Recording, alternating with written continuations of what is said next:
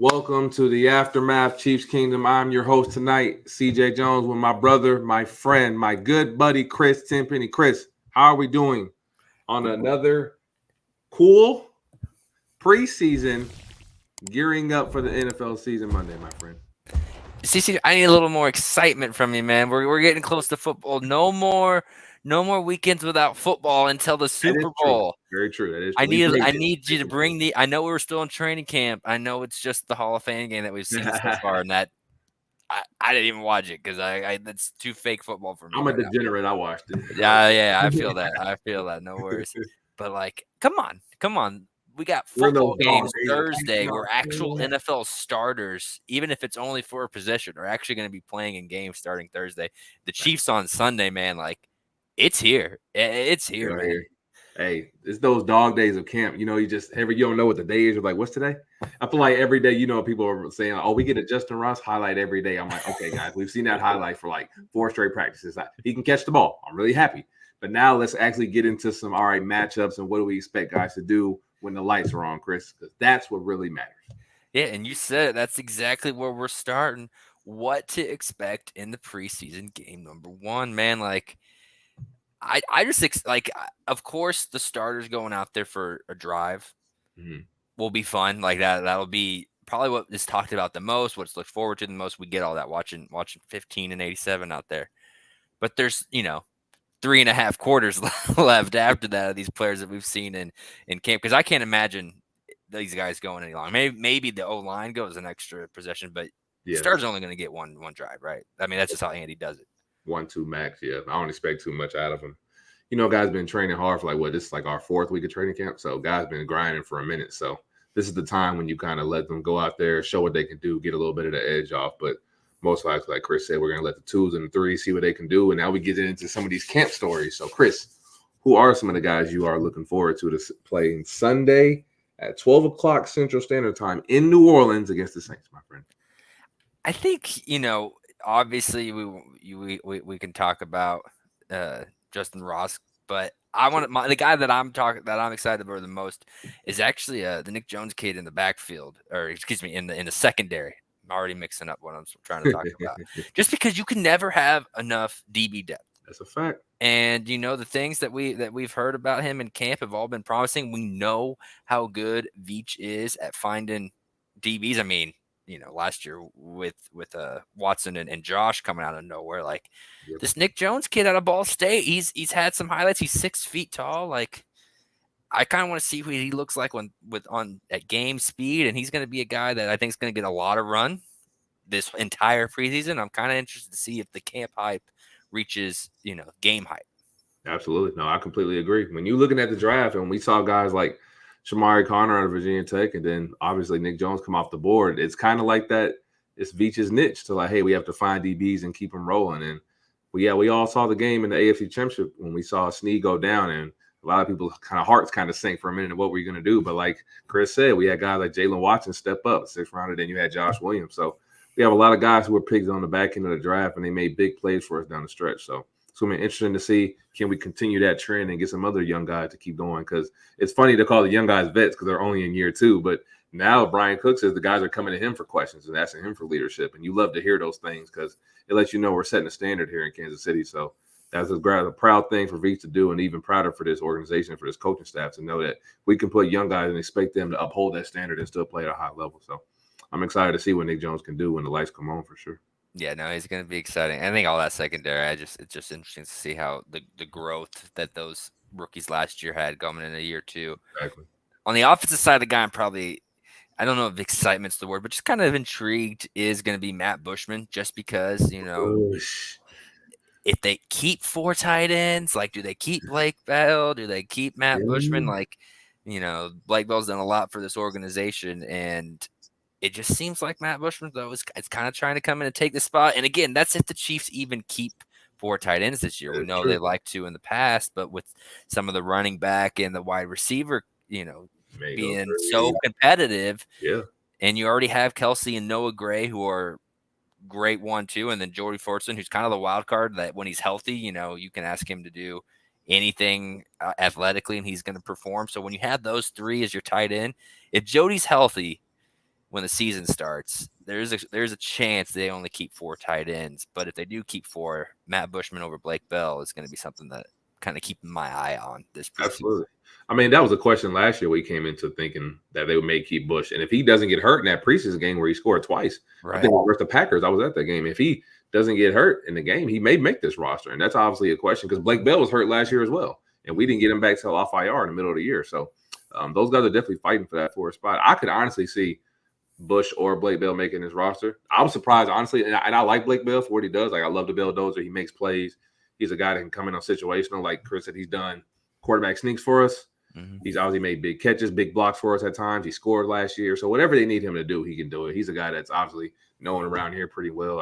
I believe he's from the Wichita area, so went to Oklahoma. So we all know Blake Bell is a guy. So he's definitely been around the Chiefs organization for years. So if they decide to keep him, it wouldn't shock me because I believe Bushman is definitely good enough to make this roster. It would be sad to see him not make the roster because he's definitely a guy that's earned it. But like Chris said, it's tough decisions they have to make. And unfortunately, somebody's going to be either sitting on practice squad or you may get put on waivers. There may be a chance for you to come back.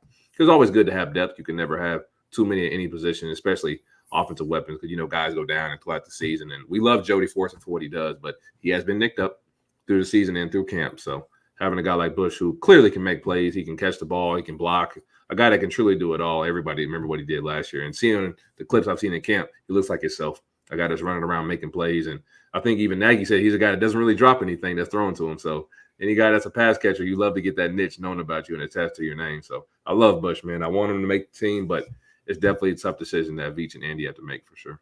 No, definitely. It'll be interesting to see. Who are your 2 guys? You got an offensive and defensive guy you're kind of keeping your eye out on? Obviously, I'm not going to pick Justin Ross because I know America wants to see number 8 catch the football, and I believe he'll play well. But my biggest one is definitely I want to see Deneric Prince. I want to see the hype real. Obviously, we know he can run in between the tackles. He did that a lot in Tulsa when he was in college. I want to see these hands really legit because catching the ball in practice, it sounds good, Chris, until you got a linebacker or a safety beaming on you and you got the ball coming on you quick. It's coming on you pretty slow in practice and everything's in rhythm and speed. Now the ball comes at you a little quicker. Can you really get those soft hands and the ball around the play? So I know Deneric Prince can run between the tackle. He's a physical guy.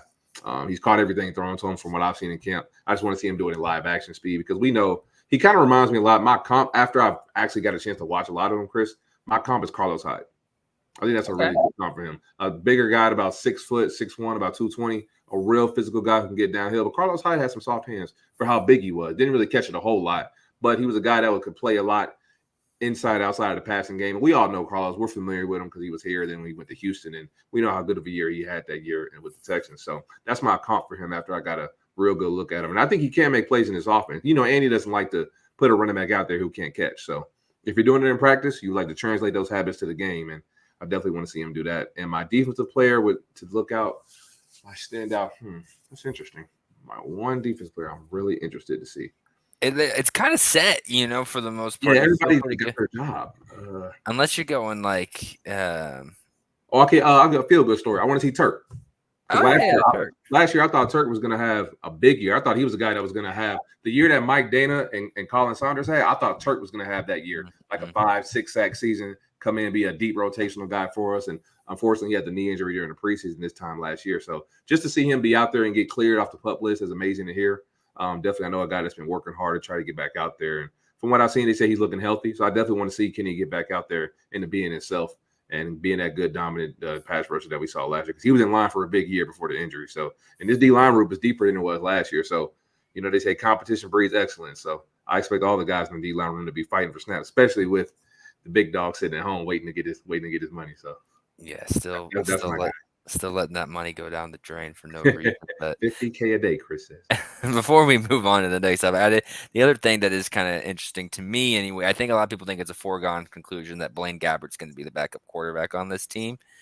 But Shane's been around for so long, man, and he's had some flashes and he's been in the system that if he has a good showing, like I know you can keep 3 quarterbacks now. So Shane's going to be the 54th man on this roster because you can have the third quarterback doesn't count against.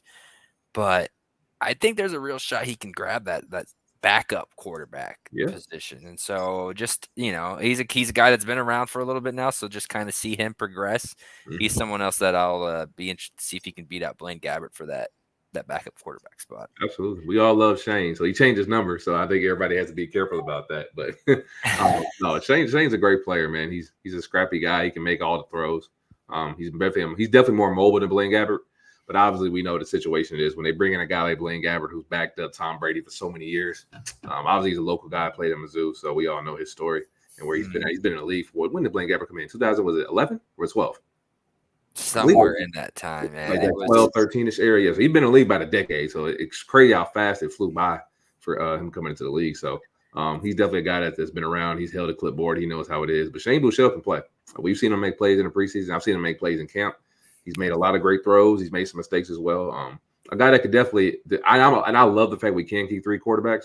We should thank the 49ers for that because this rule definitely became in place for them when they went down to, their 4th or 5th quarterback last year. Right. I love that we're able to do that for sure because you can never know when injuries happen. And we pray that we don't want to go through another situation where we see 15 go down again. But definitely having 3 quarterbacks, that can run your offense is definitely a bonus to have as an offensive coordinator and give you confidence. So I'm definitely excited to see what Shane do. He'll get a lot of burn. We got a lot of young guys he's throwing the ball to. So get to throw the ball to Rasheed Rice, Justin Ross, the hype man, and a lot of other receivers that are going to make plays for us this year. So preseason should be very, very fun for us. Usually for the championship teams, it's kind of boring because you kind of know what to expect. We got a lot of good stories and a lot of things that we've been talking about at camp. So I'm excited. Yeah, most of the good stories are offensive position players, and that's what makes it fun. Like, Exactly. It's not as much, it's important, but it's not as much fun when the preseason stories are defensive tackles and inside linebackers. It's hard to get excited on the preseason games for those guys. So the fact that it is wide receivers and running backs and even even tight end in Bushman's case, like, keep an eye on. So it's gonna be fun, man. It's gonna be fun. Oh, I can't wait. I cannot wait. And it's indoors. You ain't got to worry about no heat. So you can just go out there and just play. Isn't that crazy? Both their away games for preseason are indoors. If I'm a guy that's trying to make, on the bubble, trying to make the roster, I love that. I don't have to worry about sweating, no dehydrating. All you got to do is just go out there, eat right, hydrate yourself, and go play. That's all you got to do. Right. Cramping up halfway through the game because it's 110 heat index or whatever. You feel your fingers. Yeah. So. Especially with Arizona and New Orleans being, thank goodness they have indoor stadiums there. But thank you. Let's jump to the next one, and it's surprising to me how surprised the fan base was when this news dropped a few days ago with Charles Omenihu being suspended for 6 games. Something we didn't spend a lot of time on. We just knew was a potential. Now we didn't know it was going to be 6. I think the original thought was 2 to 4.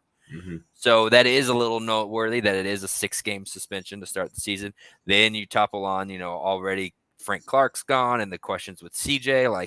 It just kind of has people a little freaked out about this defensive line. Yeah. Where are you at? What's your thought process on where we're at with this defensive line to start the season?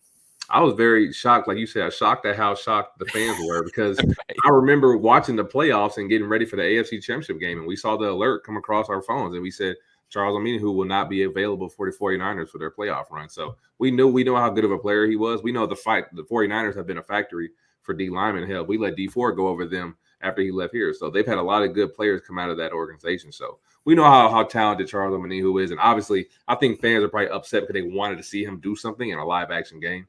But I would just advise fans to go back and watch the film. He's a dominant player. He's a guy that can play all over the field, and his presence will be missed for 6 games for sure. Thankfully, and I've told this to Chris before, I think our schedule for the first half is much easier than it was last year. Because I'm surprised they didn't knock us with the Bills. We don't have to play the Bengals, and we don't have to play the Eagles. None of them in our first 8. I was very shocked to see that.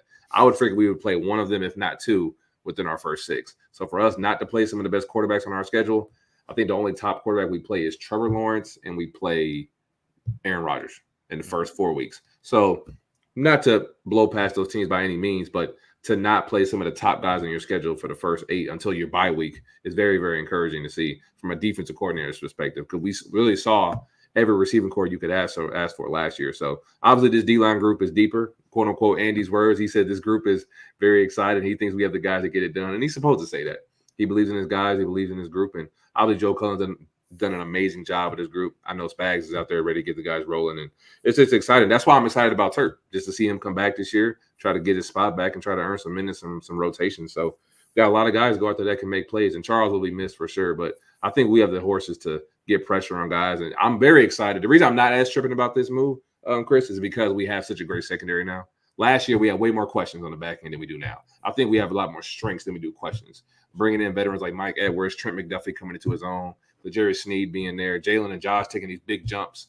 And I think your guys, Nick Jones or Jamari Connor, if either one of them break out and turn out to be the guys, or even half the guys we think they will be from what we've seen in camp, this secondary can become a strength. And in the past, has been a weakness for us. So that's a great thing to have, especially when you're trying to hold down the fort until 9-5 gets back. So it definitely sucks to see a suspension. I was hoping they could have appealed it down to 4, but unfortunately, it's a domestic violence situation. So we kind of know how that goes. And I know Chiefs fans are kind of frustrated to hear this again, especially with last year, the Willie Gay situation we heard. So it's definitely never good. You never want to see players involved in this, even from like not football perspective, just from a human perspective. You never want to hear about players doing these kind of things because it's not good ever to have that attached to your organization or even as a person. So, but it's our reality. Is here now. The team knew about it, and I'm sure they've been preparing for it. So now we have to move forward.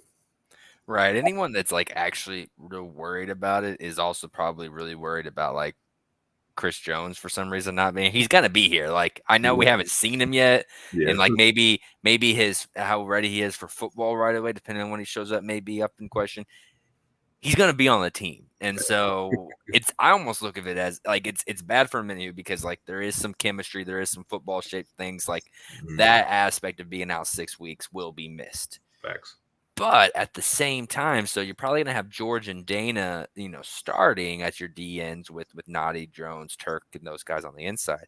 It's gonna let Felix get a few more reps. There's gonna be a few more snaps early on in the year for the first rounder out of K-State. So like that could be a little bit of blessing, and especially like what you said, it's not the mobile quarterbacks that they're really playing early. It's just, not that Aaron and Trevor can't move, and Jared Goff's pretty stiff in there, and like so.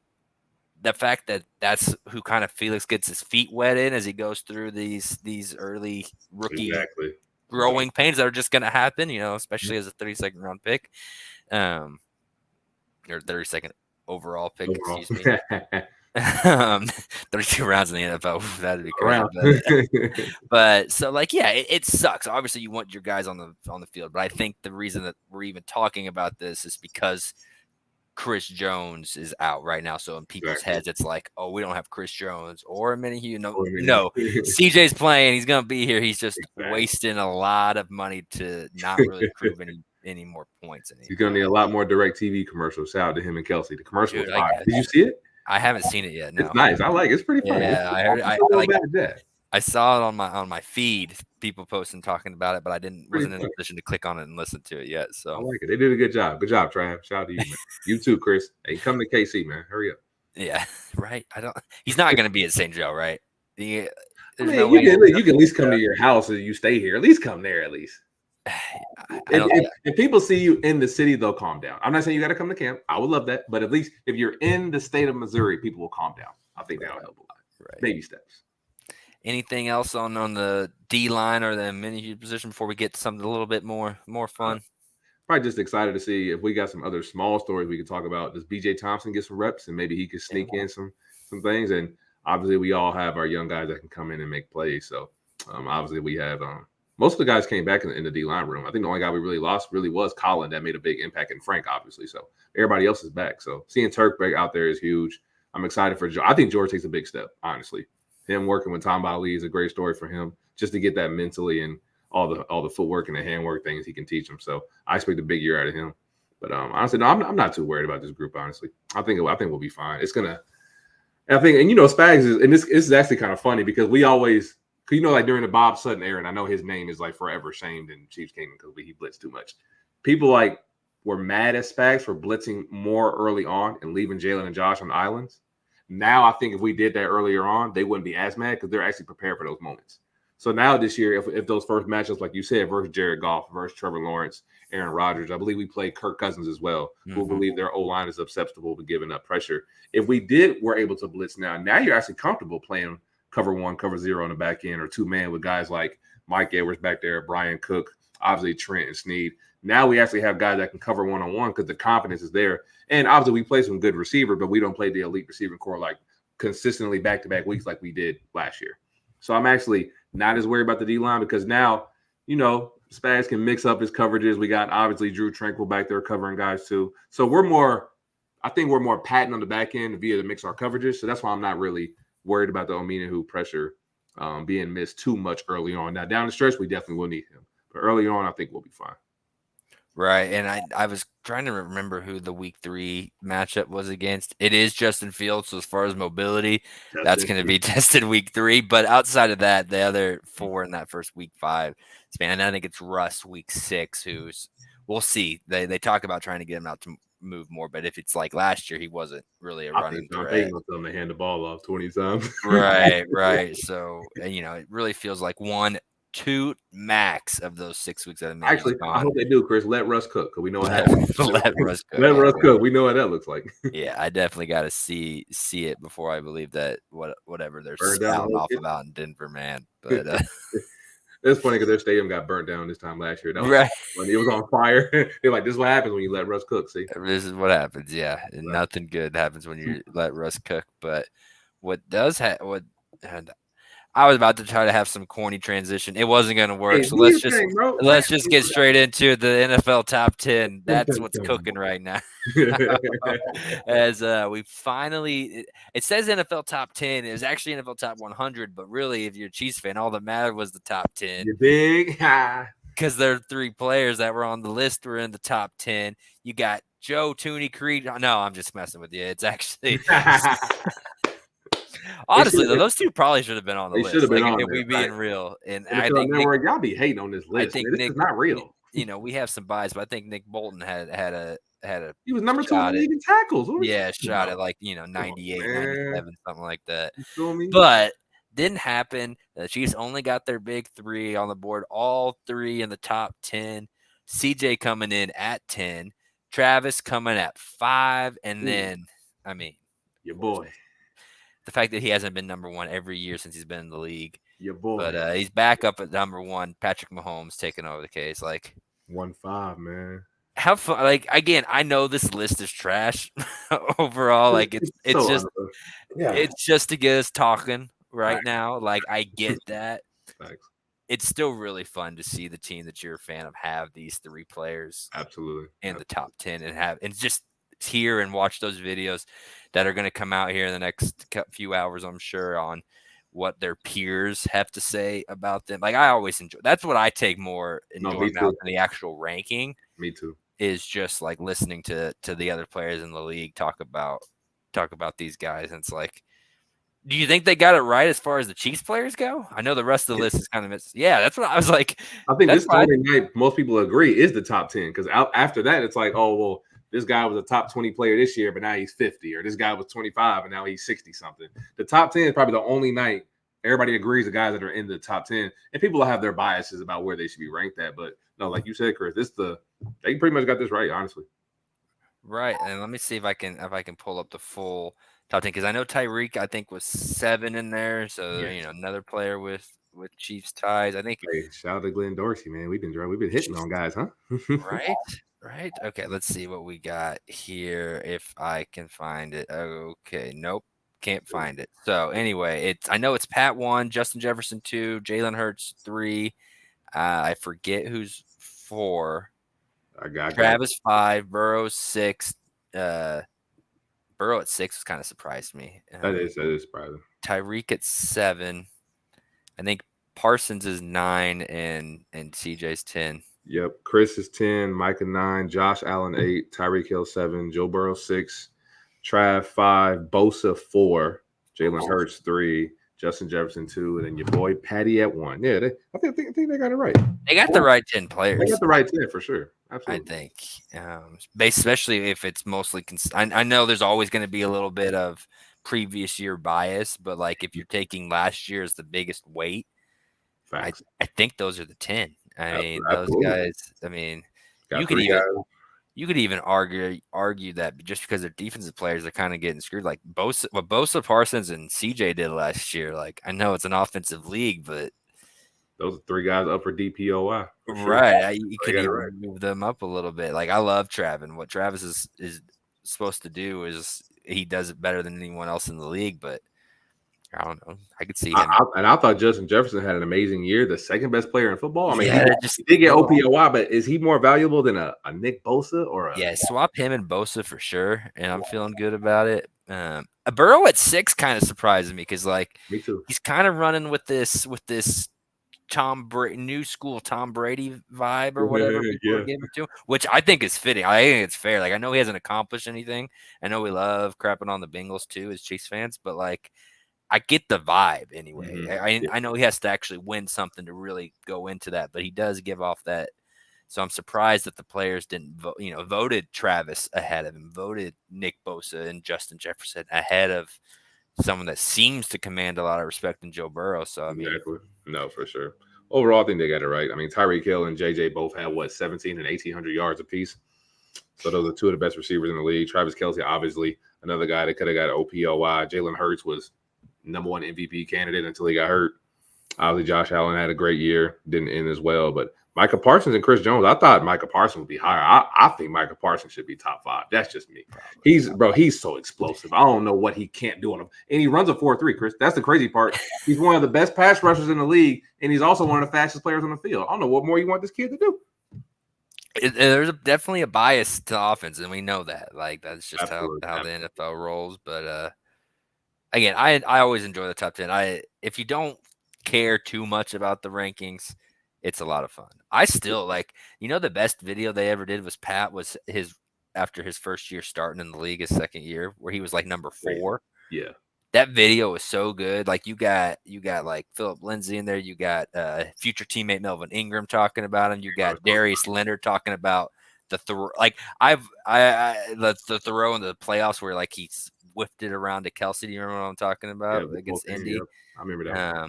The no look pass. Who's DN for New England now, but he was involved.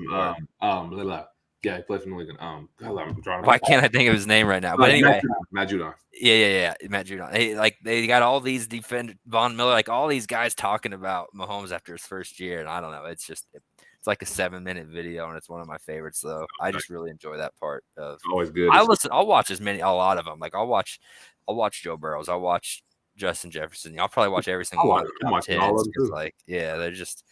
That's the best thing about it. If you take the numbers away and just put out 100 videos of peers propping up peers, and like that's absolutely it's always good to see guys get their respect, and there's no more better respect than Chris said, like getting it from your peers. So getting it from fans is cool, for the media, and it's great. But hearing it from players that are actually on the field with you and coaches that battle and game plan for you every week, they know your name by heart. That's what gets you. That's what motivates you to try to be great for sure. Right, definitely. But I know fans like to rag on guys sometimes, but like if some guys in the league who have to play him every Sunday, giving them some respect, maybe you can ease up on them a little bit. Right. No, exactly. So, but yeah, it's always fun to see. And CJ, before we get out of here, where can the good people find you to get all these hot takes you got spitting out? Got some nice ones coming up soon too, Chris. But you guys can always find me on Twitter at CGZ81, or is it X now? Am I supposed to say that? I don't know. It's Twitter. We're keeping it as Twitter. Elon Musk, you just a hater, bro. Stop doing all this. Just keep it the way it is. But that's another conversation. But no, CGZ81, like it says on the screen, CJEEZY81. My DMs are open. It's that time of the year. I have some fantasy football leagues coming up soon. I will drop some links if any Chiefs fans would like to join. Me and some friends around the kingdom are definitely trying to get people more involved. Me and Chris definitely have some things coming up soon. We're going to have some betting shows coming up. Me and Chris are still talking on that, maybe in the works. Who knows? Yeah, at the very least, somewhere on this channel is going to have some bettings. And I think CJ's a little bit more equipped than me, but maybe I'll pop in and give my 10 cents worth. I'm going to give you guys some plays. We coming up soon. So we got 3 preseason games, and next thing you know, we'll be getting ready for Thursday. So, but no, definitely DMs are open. Me and Chris are trying to get back in rhythm. Episodes will be coming out. I also did one of my friends' podcast called the Player Ball Podcast. So I definitely had a little 20-minute episode with him where I talk Chiefs and talk about expectations, kind of similar to what me and Chris did, but definitely tried to take my shots at other AFC West teams. So, that was fun. So definitely trying to spread our love across the NFL, but we definitely get respect from a lot of teams now, which is definitely, Chris, it's so funny to hear last year's opinion to now. It's like an epiphany. It's like, it's night and day what people think about this team and this organization, and like, oh, you guys are just gonna win. We knew that. I'm like, these sentiments weren't the same last year, but I love the appreciation and the respect. So, but no, you guys know you can always talk to me and reach me. I will be at training camp on Wednesday for season ticket member day. So if anyone's there, definitely reach out to me. I definitely love to interact and see anybody as much as I can for sure. Yeah, get some video if you can. That would be good stuff to see. So If I as meet for you, me, I'll tell them like, hey, I have a guy, you know. oh man. As for me, I'll keep it a little shorter. I'll let CJ do all the talking here. Now I'm just Chris is the guy. Don't let him play you guys. now you can follow me on Twitter at 10penny88. Yeah, always talking some sort of sport, whether it's baseball, football, throw a little, college sports in there from time to time. But again, DM's open. Anything you guys want to hear on the show or things you like, the critiques too. Like if you're like got 10 minutes into this podcast, you're probably not listening to this part. But if you had turned us off for a reason, let us know why you turned us off. We'll Would you do like our to hear best to something fix that. different? All opinions are warranted. Go. Yeah, that's how we get better. We want to be better, so your enjoyment is better. That's how this thing works. But Me and Chris, we're working, guys. We're working. yeah, working for real, trying to get better at this. But again, always appreciate the support. Also, make sure to follow us on Twitter, X, whatever the heck you want to call it these days, at aftermath_KC. CJ has done a phenomenal job of tweeting out 69 straight days now. We're 31 I days almost from forgot. football. Chris saved me, guys. I almost forgot one day. I was so That's tired. true. That's true. I think he's tweeted 67 of the 69 times. I've picked him up twice, and that's just because I noticed it before he noticed it. But he's been doing an incredible job with that about players. We may have to turn when we gets the 15 days out. Don't even ask which player. We might just have to ask what's your favorite play by 15 because we all know the answer when it gets to day 15. Who's your favorite 15? I kind of like this other guy. Right, exactly. But all right, awesome. And we always appreciate the support. That's going to wrap us up, and we'll be excited to talk actual NFL results starting next week. Preseason number 1, baby. We here. We'll talk to you next time. Chiefs.